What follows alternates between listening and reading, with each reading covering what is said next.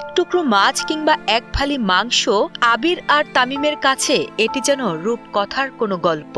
কোরবানির ঈদ এলেই কেবল তাদের পাতে জোটে এক টুকরো মাংসের স্বাদ। তারপর বাকি দিনগুলো কাটে কেবল শাক পাতা আর নুন ভাতের লড়াইয়ে। মাংস খাইছি সে কোরবানির দিন, আর তো শাকসবজি তো প্রতিদিন আসে। আমার বাবা মারা গেছে, আমার মা তো সব কিছু দিতে পারে না।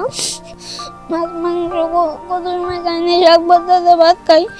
ওই কোরবানিতে খাইছিলাম মাংস, তারপরে মা আর কিনতে পার নাই। মাছ মাংস খাওয়ার স্বপ্ন দেখাটাই যেন এই দুই এতিম শিশুর জন্য এক বিরাট বিলাসিতা। যখন পাশের বাড়ি থেকে সুস্বাদু খাবারের ঘ্রাণ ভেসে আসে, তখন ক্ষুধার্ত দুই ভাই নীরবে চোখের জল ফেলে আর ভাবে যদি তাদের বাবা বেঁচে থাকতো। বাবা থাকলে তো সবই হতো, কামাই করতো, আয়না এনে দিত। বাবা না থাকলে দুনিয়াটা যেন কত কঠিন, আর সেটা আমি বুঝি। সিরাজগঞ্জের বেলকুচি উপজেলার প্রত্যন্ত চরাঞ্চল গাবচাপড়ি চরে বসবাস অসহায় দুই ভাই আবির হোসেন ও তামিম ইকবালের। ভোরের আলো ফুটতেই যখন অন্য শিশুরা খেলার মাঠে ছুটে, তখন ১৩ বছরের আবির আর ১০ বছরের তামিমের হাতে ওঠে বাঁশ কাটার দা। মা আবেদা খাতুনের সাথে পাল্লা দিয়ে চলে তালাই বুননের অমানবিক পরিশ্রম। বাড়ি বাড়ি ঘুরে বাঁশ কেনা, তা ছেটে তালাই তৈরি করা, আর দিন শেষে সেই কষ্টের ফসল বিক্রি হয় মাত্র ৬০ টাকায়। এই সামান্য উপার্জনেই চলে ৩ সদস্যের সংসার। চাল কিনলে কিনতে পারেন না তরিতরকারি, আর তরিতরকারি কিনলে কিনতে পারেন না চাল। জমি ভিটেমাটি ছাড়া অন্যের ঘরে আশ্রিত এই পরিবারটির দিন কাটে খুবই কষ্টে। ৬ বছর আগে আমার স্বামী মারা গেছে। বাচ্চাদের নিয়ে একটা দূরে বাঁশ জোরে জোরে থেকে কিনে আনি। তার দিন ৬০ টাকা থাকে, ৭ দিনে দেখা যায় ৩৫০ টাকা থাকে। কষ্ট দিনও যায়, রাইতেও কষ্টই যায়। এইভাবে আমি ২টা ছাল পাল পাল্টেছি। আমার বাড়ি নাই, ঘর নাই, টিউবওয়েল নাই, পরের জায়গায় থাকি, টেহা দিবার পাই উঠা দেয়। নিজেকে এক সময় ঘৃণা করি যে কিসের মা হয়েছিলাম, ছাল পালে একটা আউশের জিনিস দিবার পারি না, একটা জিনিস খাওয়ান পারি না।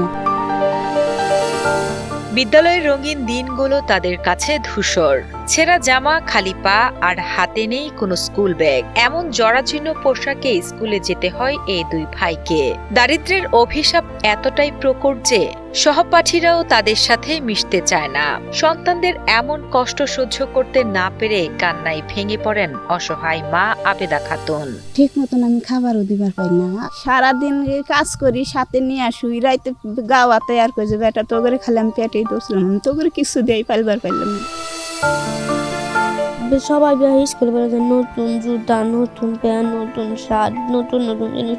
আমরা ভুরান্দা করে যাই, সেরা ভেতরে আছে তাই বলে যাই। সরকার যদি আমার ছেলে পেলের জন্য পাশে দাঁড়ায়, তাহলে তারা যদি সহায়তা করে আমার ছেলে পালে দুটো জানি মানুষের মানুষ বানা দেয়। প্রতিবেশীরাও তাদের এমন কষ্ট দেখে ব্যথিত। অসহায় এই পরিবারটি যেন একটু সচ্ছলভাবে চলতে পারেন, সেজন্য সরকার সহ সমাজের বিত্তবানদের পরিবারটির পাশে দাঁড়ানোর আহ্বান জানান তারা। দেশবাসী এদের পাশে যদি দাঁড়ান, তাহলে এরা হয়তো ঘুরে দাঁড়াতে পারবো। সরকারের কাছে আমাদের উদারত আহ্বান যেন তারা এই বিষয়গুলো দেখে ওনাদের সহযোগিতার হাত বাড়ায়া দেয়। সরকার সহ দেশের বাইরে যে সকল মানবিক ভাই বোন আছে, যদি এই ইতিম দুই ভাইয়ের পাশে দাঁড়ায়, পাশাপাশি তাদের স্বাবলম্বী করার চেষ্টা করে এবং তাদের যদি একটা বাড়ির ব্যবস্থা করা যায়, তাহলে হয়তো ওদের লেখাপড়া এবং জীবনে একটা বড় পরিবর্তন আসবে।